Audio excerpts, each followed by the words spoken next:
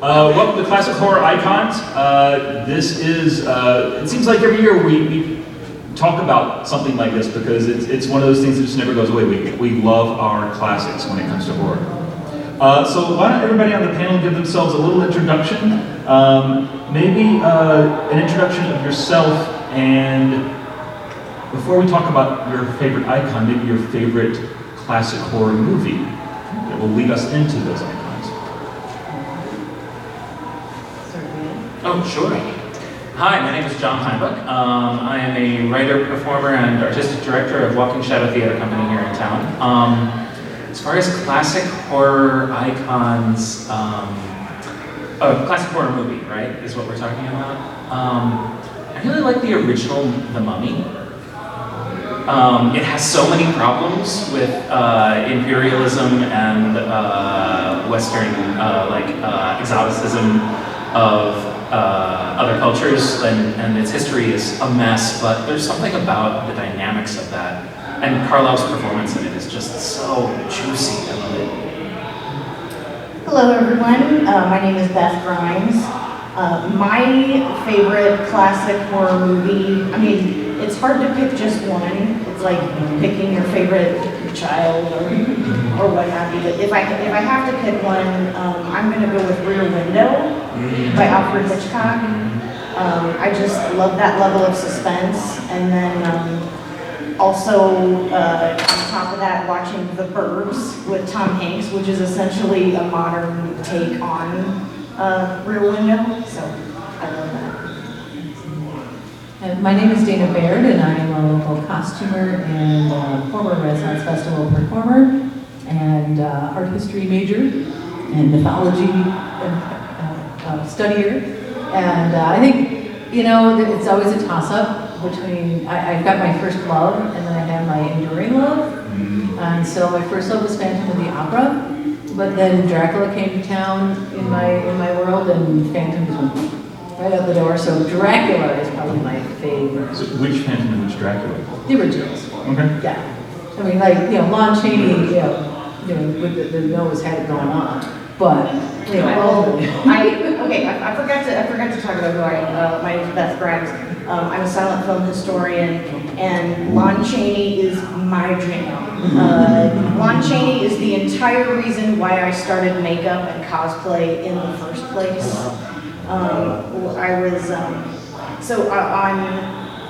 PBS, there was a documentary called The Circus, and it followed a season of Big Apple Circus. And the clown on that show, Glenn Heroy, I got talking with him. I went out to New York. I was able to spend some time with him, and he got into his craft because of Lon Chaney. And I'm like, who is this guy? And he showed me a picture that had a montage of all of these faces, and he said that's all one person that did that. And then after finding out who this gentleman was, I had to do what I had to do too. If somehow there's someone here who does not know who Lon Chaney is, 100 years on, he still puts to shame any cosplayer. He's amazing. Not to be confused with Lon Chaney Jr. Not to be confused No, with please Lon Chaney. don't. So Lon Chaney, he grew up in Colorado Springs, Colorado, and both of his parents were deaf. So around his house, the only way he could communicate was through sign and body language. And so if you watch any of his films, watch his hands. There is something about his hands and the way that, even just down to his fingertips are acting. He's an incredible actor. He made hundreds of films, and in only one of them does he ever get the girl. And I really felt that too, because I've been successful in my love life many, many times. But yeah, the only film that he ever gets the girl in is called The Shock, and it's about the earthquake in San Francisco on the turn of the century. He plays a guy in a wheelchair. We can talk more about Lon Chaney later. But I really don't know what Lon Chaney looks like out of makeup. I've only ever seen him doing weird things with his face? I understand this was, early Hollywood, but he brought his own makeup kit. He did his own makeup. Oh, yes, he had very that's right. specific things to do. And the reason why he did that was because I think he was handsome, but leading man Hollywood type, he was not. So in order to get jobs, he would find out, well, what do you need today? Do you need a Chinese person? Do you need what do you need? Do you need an 80-year-old man? Do you need a gangster with only one leg? He did a movie called The Unknown, where he actually had harnesses where he strapped his legs behind him, so he only had 2 stumpy legs. And they would only film for maybe 10 minutes at a time and then unstrap him so he could get a break. But he would literally transform himself into. So can I ask a question? Anything. Even though I'm not the moderator, but I want to ask a question because you, as someone who studied Lon Chaney, the myth about Phantom of the Opera, where he used hooks. He did not. Okay. He did not. Because I don't know if anybody's heard the myth that he used fishing hooks to get the nose to do what it was supposed to do, and it was painful, and he disfigured himself. It was painful. He used a product called fish skin, which is a really, really thin substance that at that time was used to dress wounds. And it's very, very sticky. You use that and some cotton and collodion, and you attach it real good to your nose, and you just pull up your nose as far as it'll go and hold it there. And glue it in place. Yeah. So if you're familiar with the famous scene in Phantom of the Opera, spoiler alert, he takes off his mask, and supposedly the audiences screamed at the time. Well, I'm sorry to take this over, but I think we're all okay with this. Okay. So with the original 1925 Phantom of the Opera, they decided not to release any images of the Phantom's face until the audience saw it in the theater. So in all the posters and all of the promotional material, his face was blacked out. So the first time anybody saw this was in the theater. And the way, and I love the suspense, is he's sitting at the organ and he has a face mask on that's just like a normal person pair of eyes with just a piece of cheesecloth on the bottom. And he's sitting at his organ and he's playing and he's living his best life, right? And he's kidnapped this girl and she's scared out of her mind. And so she goes up to him and she just kind of hovers and she almost brushes him and then she pulls away. And then she reaches behind him and grabs his mask and pulls it off, and he looks at the camera. And in the book, in the text, it says in caps, he had no nose. So it was canon that he needed to look that way. So he pulled it all the way up, and his eyes bugged out, and it's quite something. Everyone should look it up. It's great. And then they re-released it 2 more times with the Phantom of the Opera with Lon Chaney. They re-released it again, and actually there was a mishap when they were with the international copy, because in the silent film days when they had large budget pictures like the Universal Phantom of the Opera, they would film with 2 different cameras. One was straight on and one was just a little off to the side, and the foreign audiences got the a little off to the side version. So why was that? I really don't know, but that's what it was. But they lost the footage that was filmed off to the side. So in Europe they re-released the American version, and then later they released a version with sound. And with sound means they would have a big record, and they would play it off stage that would have sound effects. So there's ballerina dancers that are screaming and just little things like that. And then they also played around with color in that too. So the scene Mask of the Red Death, where he comes in the skull outfit, he's bright red, and that was not only dawn of color in films, but also dawn in sound, using the separate soundtrack. So that was Phantom of the Opera is a huge multimedia experience. Speaking of lost films and Lon Chaney, one of those, my area of expertise is vampires, and the golden ring is London After Midnight, which is a Lon Chaney picture, which is lost. A few clips of it have been found, and a few stills of it have been found, and it was remade, but the original is long gone, and the images of him are creepy. Supposedly, he took wires and put wires in his eyes to... That is true, so sort of like a jeweler's loop. Oh, yeah. But just the wire part, so it sunk in his eyes so his eyes could pop out, and then he had dentures made of like really, really pointy teeth, like the Tim Curry Pennywise. Yes. But they had these two little wires sticking out the sides so that the corners of his mouth would turn up. Yes. Wow. You know, it made me London After Midnight, not just a golf band. Yeah. Nice. But from what I understand, if we were to watch the film today, we would be very disappointed. Sorely disappointed. Because he wasn't a vampire in that film per se. He was a detective. He was trying to investigate. Okay, I thought he was like he was Scooby-Dooing it. He was trying to make believe there was a vampire, make everyone think there was a vampire, but he was like a bad guy trying to like I don't know get the deed to the ranch or something like that. But I mean, I think if anybody finds that footage, they're going to be able to retire, and their family would be able to be very comfortable. I think it's Check your closets. I think it's somebody's got like an 8mm. I mean, it's happened before. The Passion of Joan of Arc was found after 50 years of being missing. Just recently, the original Wilhelm scream has recently I been heard that. discovered. Yes, I heard the audio of it, the audio recording of the session where they're recording it. It's great. Yeah. Man being attacked by a crocodile. Yes. It's fantastic. And this is the first time it didn't sound realistic enough, and like, you need to sound Do it like sound like you're actually being attacked. Don't hold back. Just do it. Yeah. Just do it. And it's cool hearing the audio of it. I don't know, has anyone else heard it? It's like a 5-minute clip, this audio recording. And it's great because you hear, like, oh, you know that's the voice. And so it's this weird payoff where you're like, almost, that's it. I wonder if people are going to stop now using the alternate takes of the Wilhelm scream as like an Easter egg within an Easter egg. Oh, that's great. I'd love to. Yeah. Well, now I'm going to do that. Universal's monsters didn't just start with Karloff and Lugosi, but like, and I'm tying this into lost films because one of the earliest ones was called The Hindu's Prize from 1912, which is also lost.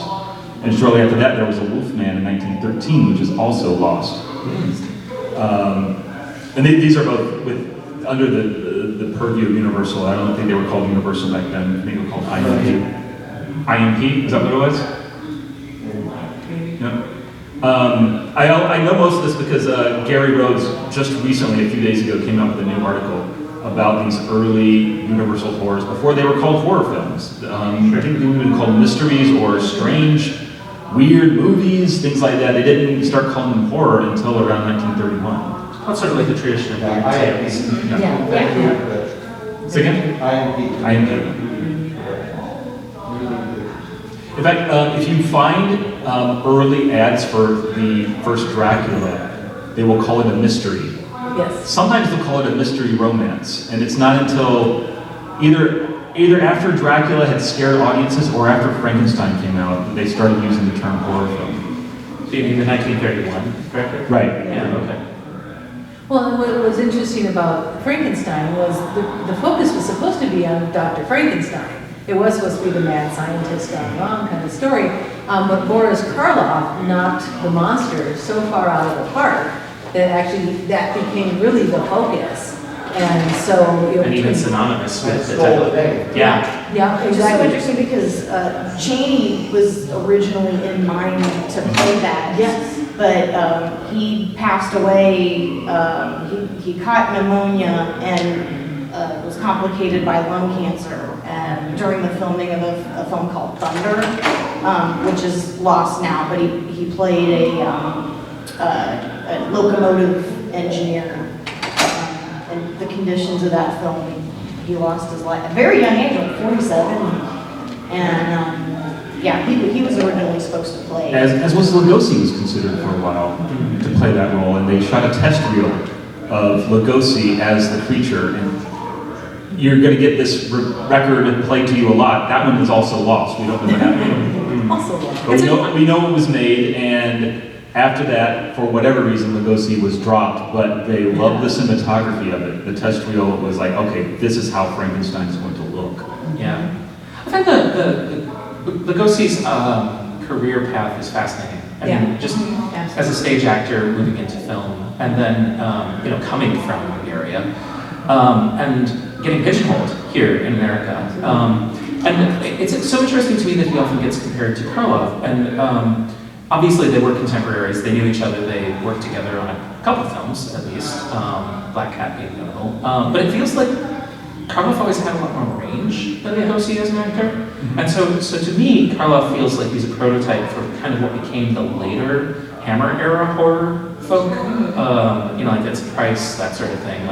Whereas Lugosi, we don't see that style as much anymore, the pigeonholed actor who just does the thing. So the thing that I kind of dovetailed right into that, because the Lugosi and Karloff were fascinating to me because they followed almost opposite career trajectories when it came to silent film versus sound, when sound came along. Because, Lugosi, having been kicked out of Hungary for trying to start a stage actors union, actually. Oh, really? That's the reason why he had to. Oh, that makes so much He was kicked out. sense. I think he fled. He fled, yes, but one way or the other, he couldn't be in Hungary anymore Right. because he was being seditionist because he wanted to start a union. Parenthetical, Yes. you know who else left at that same time? Michael Curtis, who ended up directing Casablanca. Nice. And so when he came, when Lugosi came to America, he was in the silent films, and he had a fairly successful silent film career. And then when the sound came on, nobody could understand his accent, which is why he got pigeonholed into the foreign That makes and sense. the evil, and he never could get past that once he had to talk in films. Karloff, on the opposite side of things, had a hard time finding roles when he started out in silent film. For whatever reason, His voice is so good. But then as soon as the Talkies came on and he had that fantastic voice, then all of a sudden he became the more successful actor. And in The Black Cat, he got top, or The Raven, he got top billing, despite the fact that Bela Lugosi actually was the lead role. Well, and Karloff did such a good job, narrating. So Boris Karloff narrated How the Grinch Stole Christmas. I was about to mention that. Yeah. Because that might be my favorite Karloff role. Yes. No.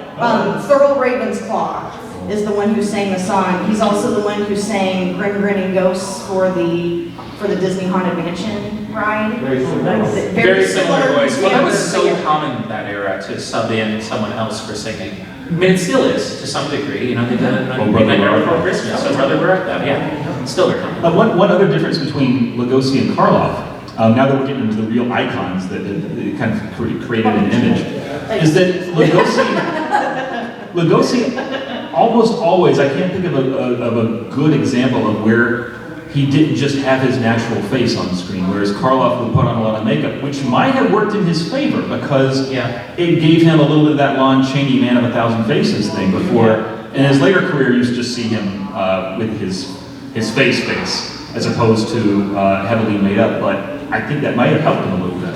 Yeah, they were essentially kind of competing to see who could be the next Lon Chaney. Yeah. And since Junior wasn't up for the Junior. task. Oh, we have things to say about Junior.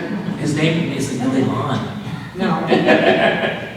I am of the opinion, I don't care for Lon Chaney Jr.'s acting, but I've also met people who think he's fantastic. What Well, does and this panel if think? anyone has seen the biopic Man of a Thousand Faces with Jimmy Cagney, and they consulted with Junior on that, it's just like, bless their hearts. Bless their hearts, they made a film about someone they love, but it's terrible. And the makeup is terrible, and the acting is terrible, and it's not even half of the facts that aren't even correct.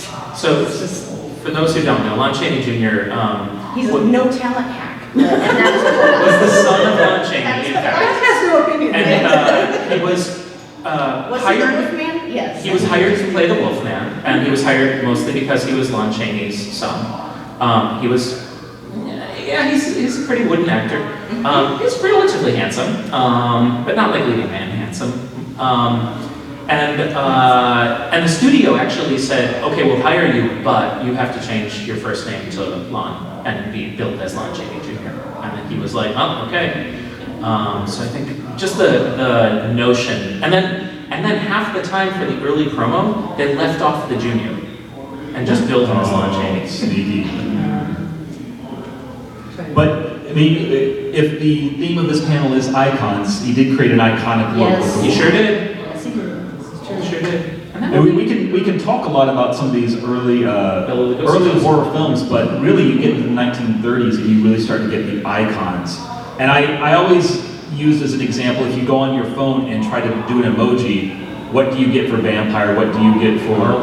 You get those 1930s monsters. Lugosi's also an extra in the Lon Chaney Sr. movie, He Who Gets Slapped.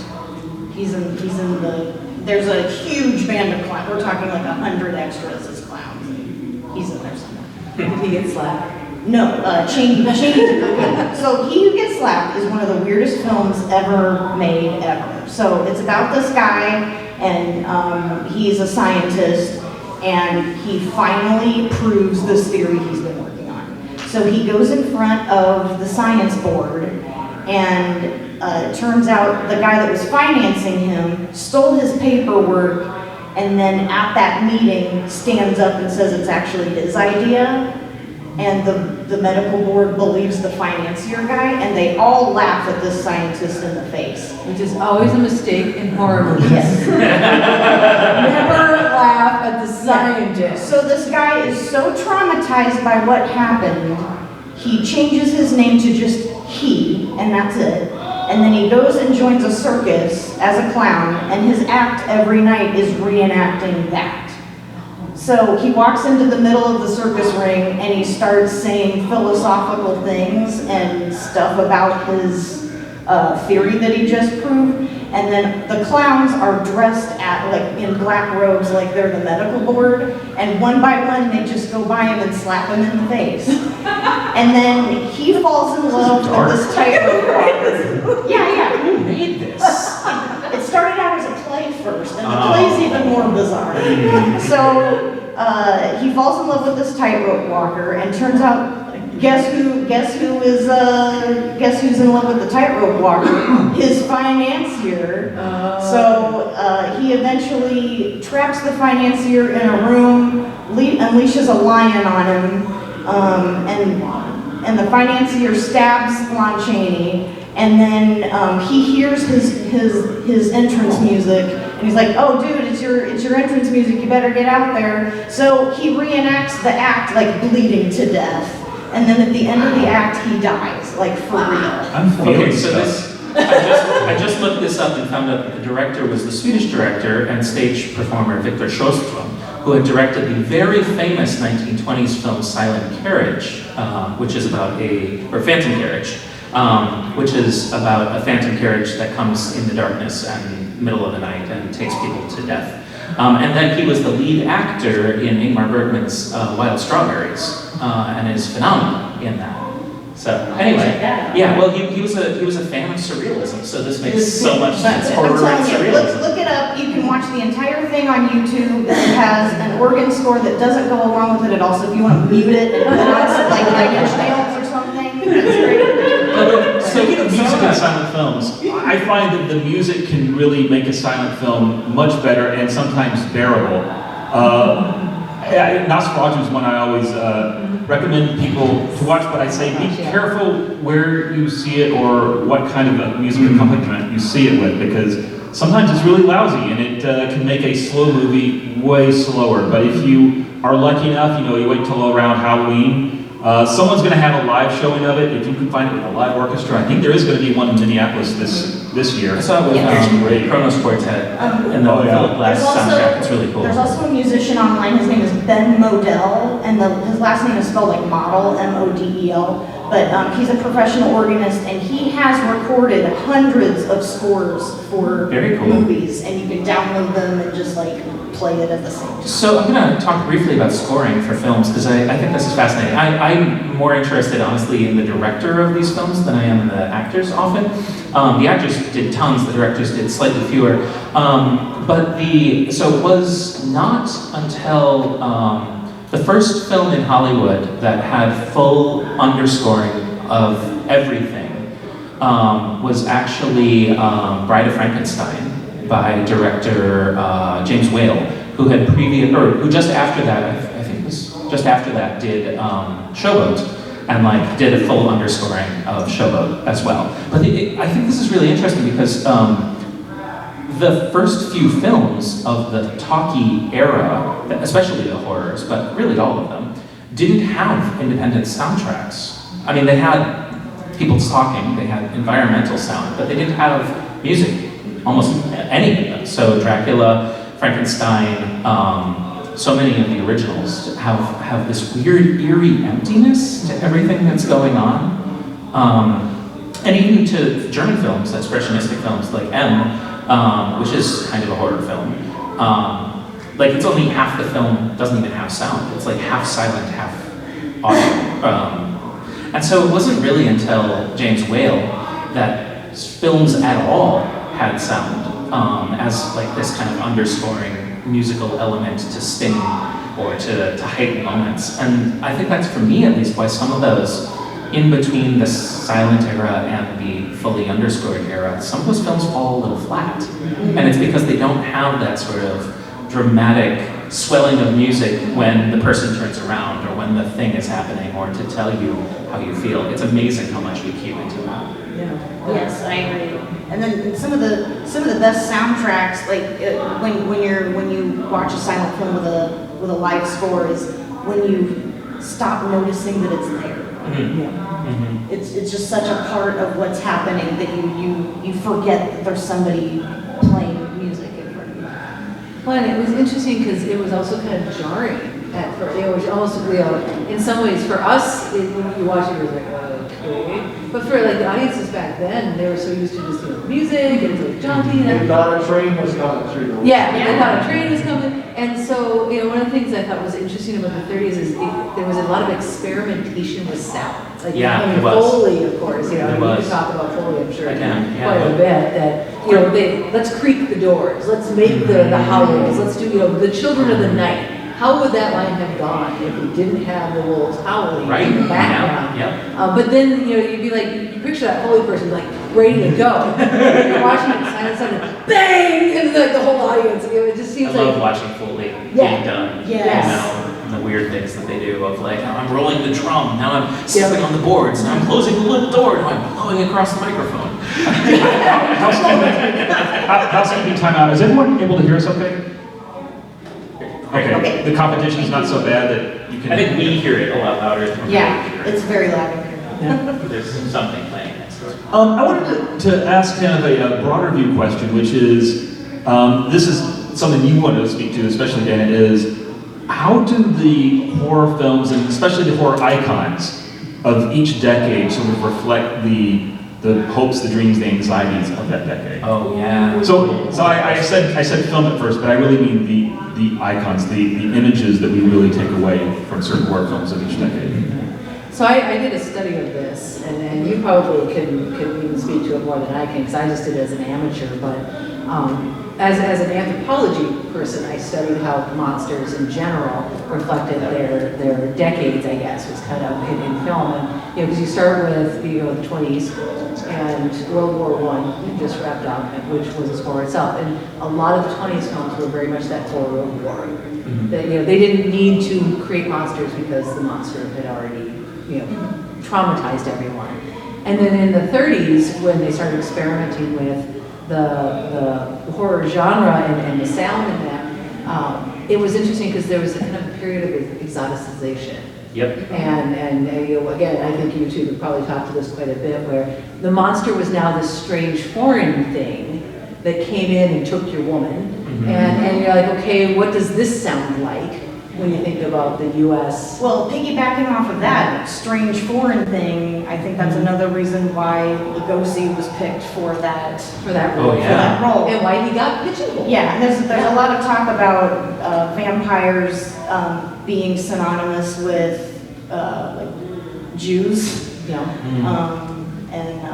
I'm gonna segue here because the xenophobic films or the horror films of the Weimar Republic, so the silent classic expressionist films, almost all are about like secret groups in power, Yes. controlling people's minds or controlling people's power or otherwise. And so like it's interesting where we know what happened, 10, 15, 20 years on as a result of some of that zeitgeist. But it wasn't that the ethos of the people creating those films, many of themselves were Jews. So like it wasn't like it was anti-Semitism specifically.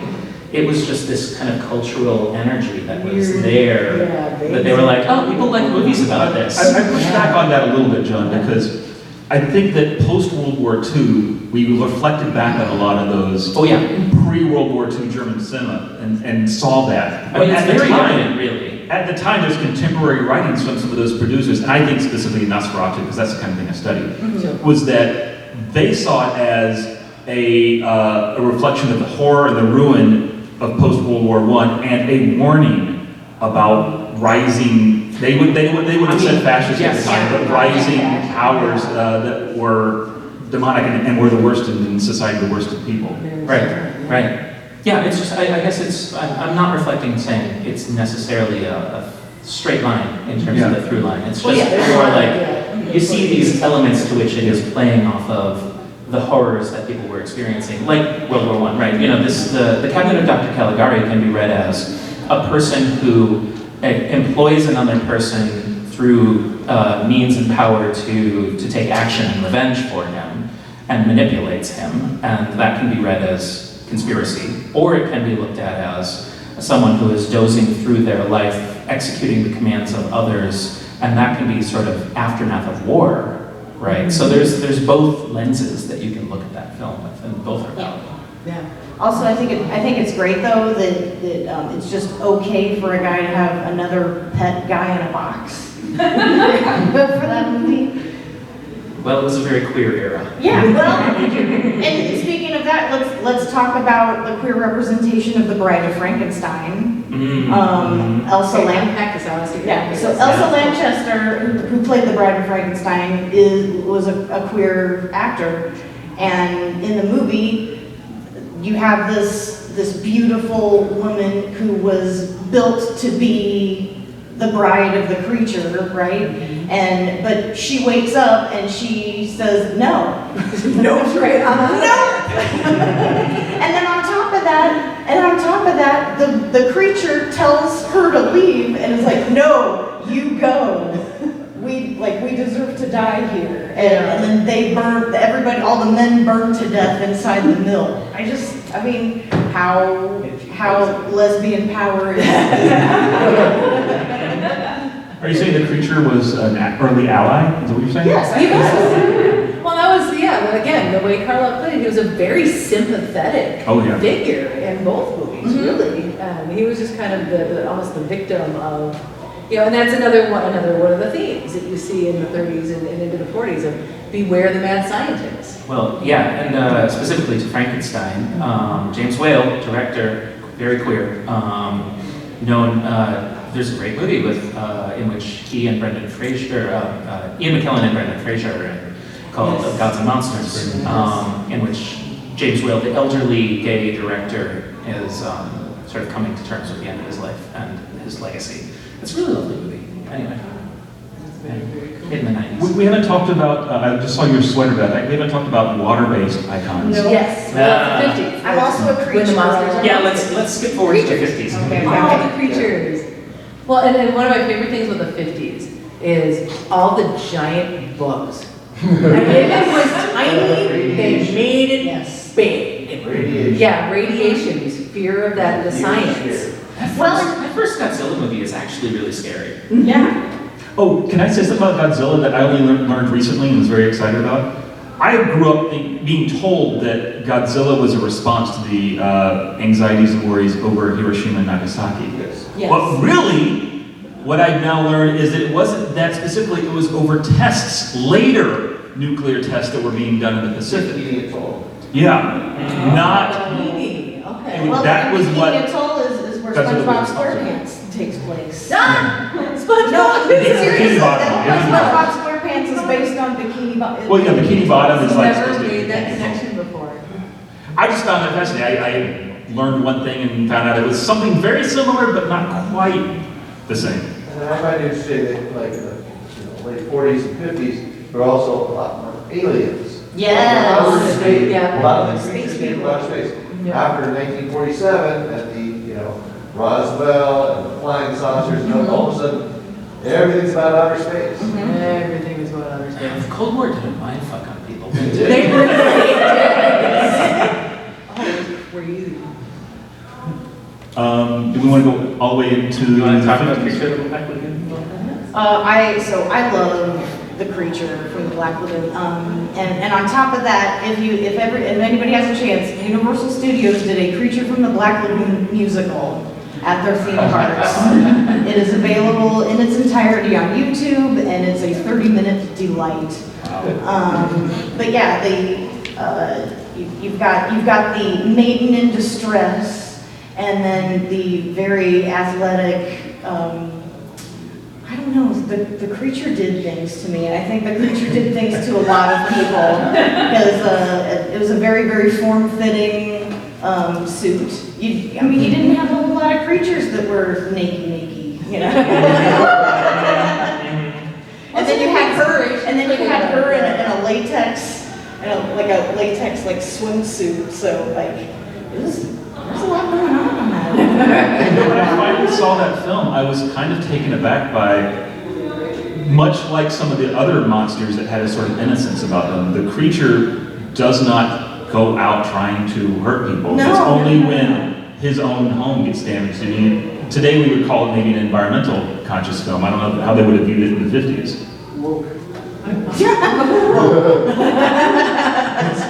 Ferngully. Yes. The creature is just Ferngully of the 50s. Wasn't what was the water, the movie that? Shape of Water? Shape of Water. Yeah. Was that was kind of a riff on that. Well, sure, and like Abe Sapien from the Hellboy films, that's all tied into that aquatic creature with like Gillman. Oh, and then you've got Gillman from Monster Squad. If anybody hasn't seen Monster Squad, it's like ordering the Goonies on Shein. It's just like what you ordered off the internet versus what you got. I mean, it's still a great movie. Highly recommend. But it's this group of little kids, and you've got very bad acting, classic monsters, but they're all off-brand. So you have a mummy, and then you have a vampire, and then you have Gillman instead of the creature from the Black Lagoon, and they're all awoken as some airplane taking their exhibits, so like Dracula's coffin and the mummy's thing. There's a museum that's on an airplane, like taking these exhibits to another museum, and they all get woke up, and they descend upon this small town USA, and these little kids find a strange German man and go to his house, and this strange little German man tells the kids how to defeat the monsters. Because, yeah, you would know. So, since you brought up Monster Squad, let's talk about how a lot of the classic horror icons ended up becoming comedies once we hit the 60s, and maybe it started before that. I want to jump ahead to Monster High quick. Can we talk about Abbott and Costello? But everybody met Abbott and Costello. Yeah. Do you want to talk about? I don't know that I have a lot to I say guess about it. I just, so I'm gonna, okay, so I want to talk about the genesis of horror films as B-movies and the notion of what B-movies even were. That was, the 60s started. Well, even before that. Oh, yeah. Yeah, so it started even in the 30s. So with the advent of major studio releases like Snow White and the Seven Dwarfs, Gone with the Wind, there were major productions that were huge, lavish, what would now be million or even $1 billion productions.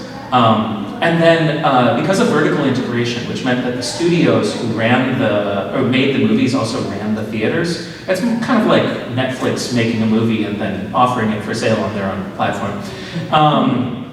Nothing like that. Well, okay, somewhat like that. Okay, we're basically in that model now. Before that monopoly was those monopolies were broken up, one of the things that studios did was they generated a lot of what they kind of considered cheap entertainment.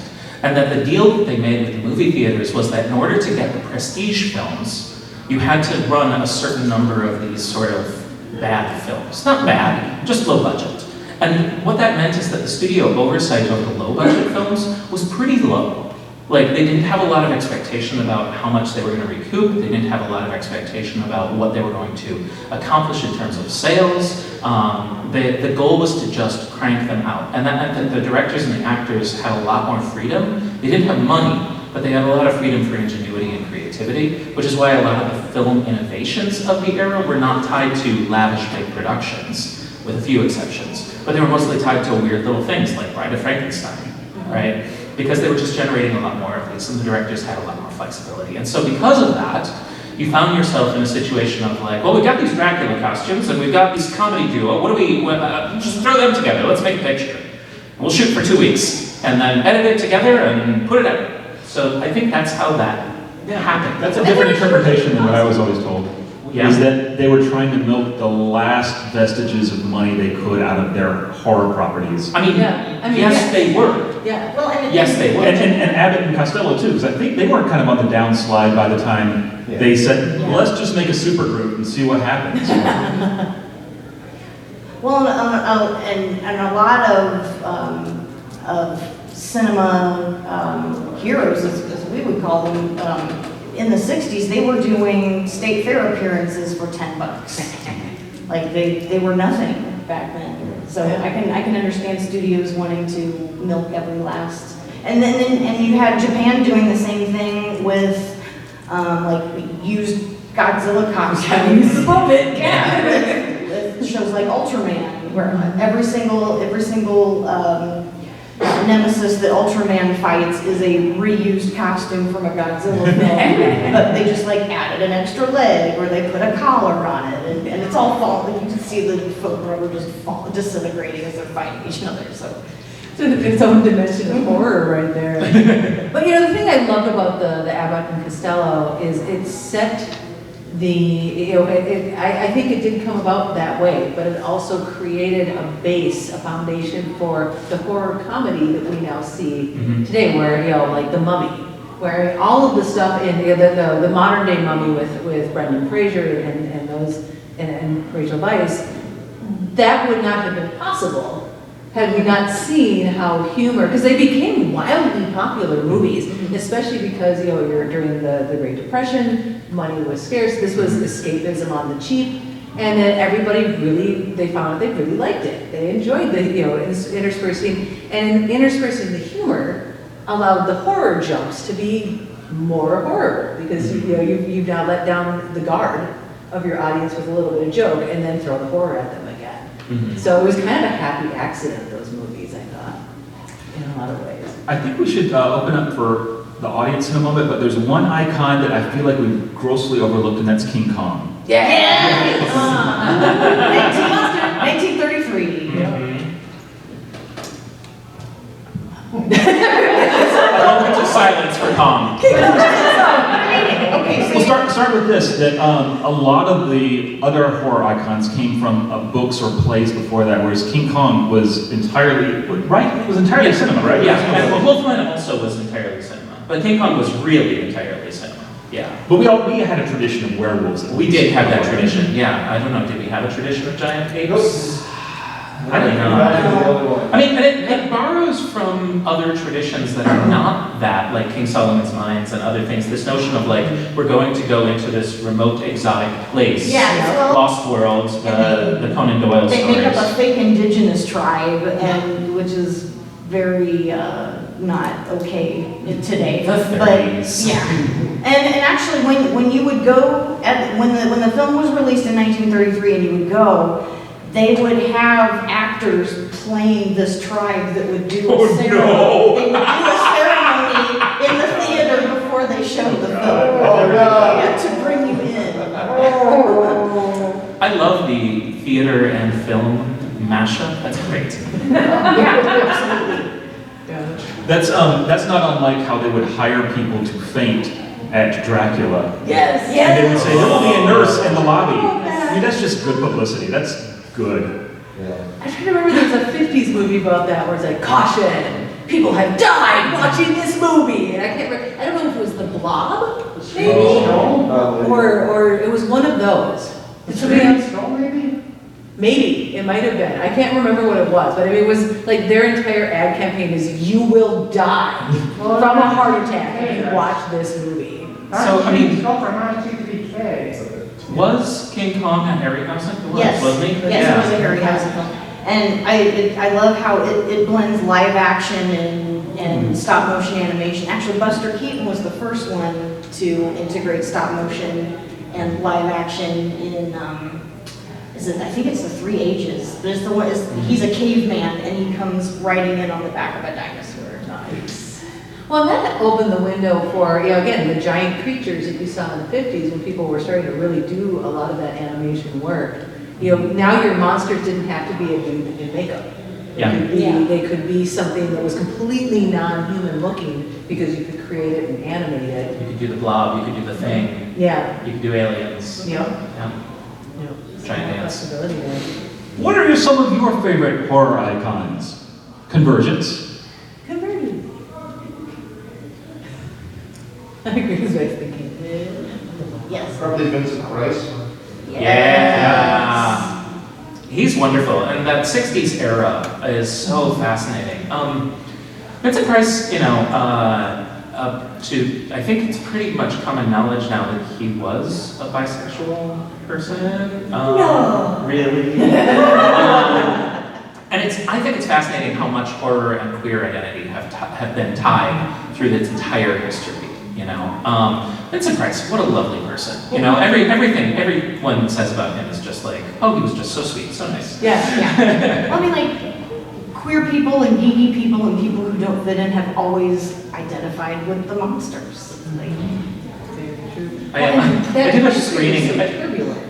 There was a lot of push-pull. Yeah. Between the cautionary tale and reefer madness and that kind of thing, and then this is what happens when we let the monsters take control, and won't that be fun? And I feel like this kind of rode that wave. Yeah. Well, I'm trying to remember if Vincent Price wasn't part of the Hammer world, was I he? don't think he was. so. Yeah, it was Christopher separate, but around the Lee same era. was, and Yeah. Peter Cushing, so they sort of went from Hammer to Star Wars. Oh, yeah. Wasn't there a Hammer Mask of Red Death that he was in? There was a Hammer? I could be wrong. I thought it was a Hammer. I just remember this, so I don't remember, I mean, you had the Corman films, which were all. Oh, sure. That was a Corman. Yeah. Okay, Mask of Red Death I was a think it Corman. was, because I think it was that whole Corman, because that was all Edgar Allan Poe stuff, and it was all that kitschy, like for all the House of Usher, I remember Yes. watching it, and that really left an impression on me. It was all that psychological, because they could mine Poe, because he was public property at that point. Yep. I can't remember. Public the word. domain. Thank you, yes, Yeah. public domain. And so like Corman took advantage of that and just cranked out the Poe movies. Well, this is why Troma keeps making Shakespeare-based properties. Yeah. Yep. they can start making Mickey Mouse stuff next year. And I'm sure they will. I want to put in a good word for the Invisible series, which started, well, there was a silent Invisible Man, but then once Universal got a hold of it, there was a whole series of Invisibles, and they were entirely, I think maybe the first two had some small connection to each other, like I found my dad's scientific papers, but then it was the Invisible Man, the Invisible Woman, the Invisible Agent, which is great, he's invisible in World War II. Oh, wow. I mean, it's really easy to film. Well, no, actually. It was incredibly difficult to film, and their special effects are so amazing, because especially when you have to consider that almost everything they did was overlays, and so they needed to do double exposures of him there and him not there, and the objects moving. It's this They got better. beautiful mix of With practical film. effects. I mean, the first one's still stunning. And I think the reason that I didn't include it in my thinking about horror icons, even though I love it, is that the actor himself has so little screen time. right? It's not actually about the performance, it's Well, actually the about... icon is the wrapped up face with the hat on. So But this is impressive. birth of maniacal laughter, though. We really haven't That's haven't true. had a villain that, because watch The Invisible Man if you haven't seen it, like, the quintessential maniacal laughter from a villain is very apparent. I will say the reactions that the people in those movies have to seeing someone invisible is so far and away an overreaction to what I even think in real life we would, if we saw a hat moving across the room, we would go, that's really weird, I want to poke at that. And everyone in the movie screams and runs. What the heck? It's utter terror. The earth has split open and we must run for our lives. So, speaking of that, reminds me of something. How many people here have seen Amazon Women on the Moon? Yay! The Invisible Man scene from this, Ed Begley Jr. is the Invisible Man. And you see him all wrapped up, the full, and then he's like, look what I did! And he's got his friend with him, and he starts unwrapping, and there he is, Ed Begley Jr. He pulls off his gloves, and he starts stripping, and his friend's like, no, don't, I believe you. He's like, no, watch this. And of course, now he's naked and all the strategically placed things. And then he goes downstairs to the bar. And so he's like, Ed, here comes the Invisible Man again. And then he comes down and he starts messing with things in the bar. And everybody in the bar's like, oh, how did that move? No. And they're all playing along with the Invisible Man. And of course, after the first Abbott and Costello meet Frankenstein, they had an Abbott and Costello meet the Invisible Man. And I love the conceit of it, because the Invisible Man in this one is a boxer who has a bone to pick with one of his opponents. So he has Bud Abbott in the ring with this giant boxer, and Bud Abbott just has to duck, and the Invisible Man will land the punch for him. I love it. That's hilarious. Great setup. Even better setup than the first movie. Nice. What else we got? Hunchback of Notre Dame, Jekyll and Hyde. What other horror icons mean something to people here?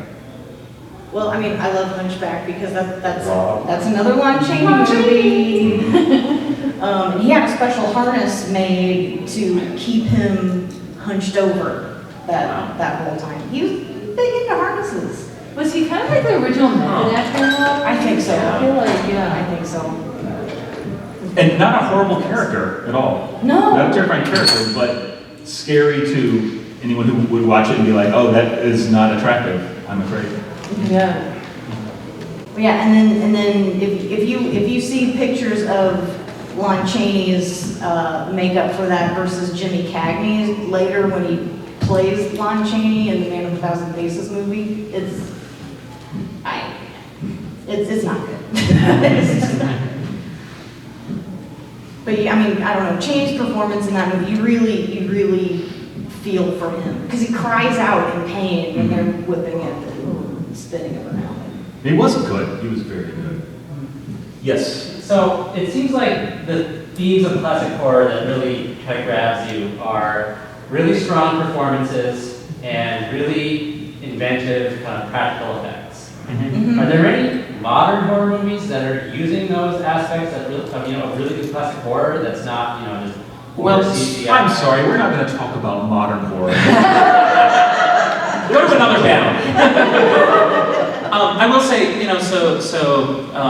the 1993 Bram Stoker's Dracula used entirely in-camera effects. And I think they did that with a conscious effort of being an homage to the old style. And by and large, they come across pretty well in that film. I mean, they're not perfect always, but they, those techniques shine through. I think the best modern mesh to me of great performance and effects is The Thing. The Thing is brilliant.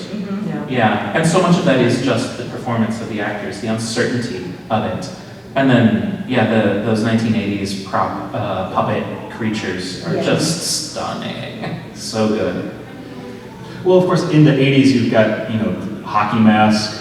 You've got the Slash hand. and slash glove. I'm trying to think of the sheer hands. Yeah. Things like that became an icon. Well, and even Leatherface with and the chainsaw and his The Texas mask. Chainsaw and, Massacre, Yeah, or Jason's mask. Yeah. Yeah, the rise of the slasher film. It doesn't really have precedent before that. Not No. really, no. And which one was the original one? Was it Halloween? Was it Texas like- Chainsaw. Texas Chainsaw, okay, yeah. And then, yeah, and then Halloween. And I liked, talking modern films, sorry, but I was a huge Freddy Krueger fan because, I think for the same reason that I was a huge Bela Lugosi Dracula fan, is I like my monsters with personality. I like them to be, a little bit of a smart ass. So that's kind of what I grew on. Speaking of budget films, regarding Texas Chainsaw Massacre, I mean, that was a cheap movie. And independent films and horror have really been aligned for a long time now. But not as opposed to the mass-produced ones. There are a lot of trends of like, an individual is going to make a thing, and then that thing is so successful that studios copy it. Like that's essentially what happened with Texas Chainsaw Massacre, sort of what happened with Blair Witch and, the paranormal, So many offshoots of that, yeah. And on that note, I have to go to a concert, so I will see you all later. Thank you so much. Thank you, John.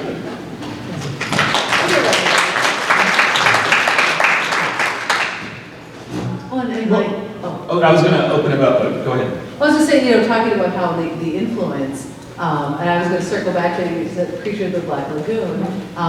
The Monster High was Bratz dolls with monsters. Classic monsters. And I loved that because some friends of mine and I did Monster High for Masquerade one year, and we were basically 40-year-old cheerleaders doing a cheerleading bit on stage. But it was kind of fun because I did Laguna Blue.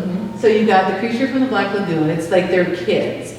And she was a sporting jock kind of character, and she was on the swim team.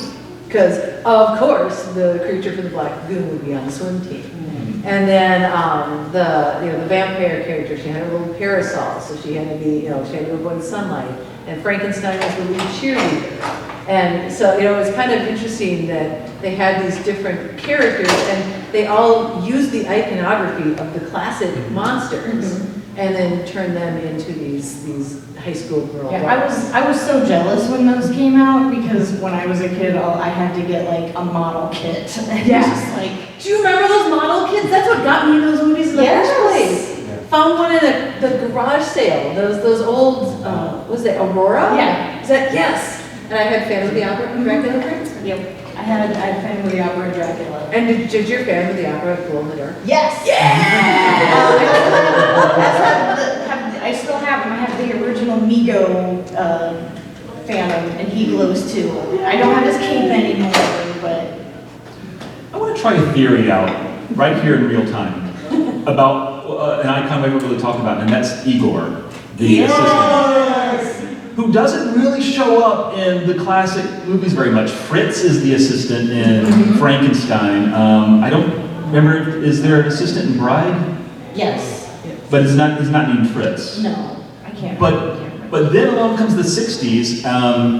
Basically, the day that Dracula enters the public domain, you have the Monster Mash, and you have Zachary Lee, and all these novelty monster songs coming out. And half of them have a character named Igor. I think Is Igor that where it came from? solidifies in the public imagination in the early 60s when all the parody monster songs, novelty monster songs are coming out. Oh my gosh. Is that a possibility? Well, Igor isn't celebrating the third film. The third film, the one that we don't remember. Yeah, okay. So all we remember from that apparently was Igor. yeah. Yeah. And of course, unless you were Marty Feldman, in which case it is Oh, Igor. Yes, Marty Feldman. I don't think of Igor as anybody else. I know, you can picture him, right? Yeah. And how the hump moved back and forth. We have just a couple minutes left. We'd love to hear from you. Anything else that you would like to talk about when it comes to classic monster icons? Yes. If you haven't looked into it, there's a YouTube channel called Dead Meat. They do a lot of like kill counts for a lot of horror movies.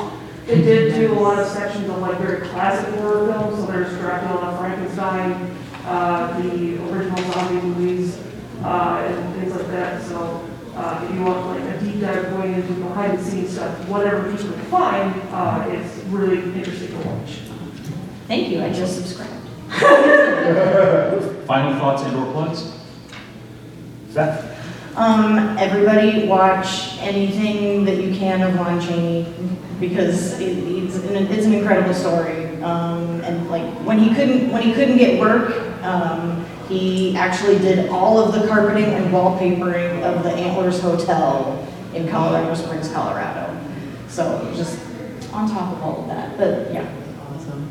But I don't have anything to plug. I have a cosplay Instagram, 999 Faces cosplay. I'm not good enough to be 1,000, but but there's always room for one more. But yeah, on Instagram, I'm 999 Faces cosplay. I have nothing to plug. I'll be on, my name is Brian Forrest. I don't think I introduced myself at the beginning. I do a blog and vlog called Toothpickings. It's almost exclusively vampire related, and in relation to folklore, history, and nonfiction aspects of vampires. I'll be on the Universal Monsters panel tomorrow. I will say everything I just said today again, except I'll try to say it better with fewer ahs and ums. So with that, have a great con. Thanks for coming out this evening.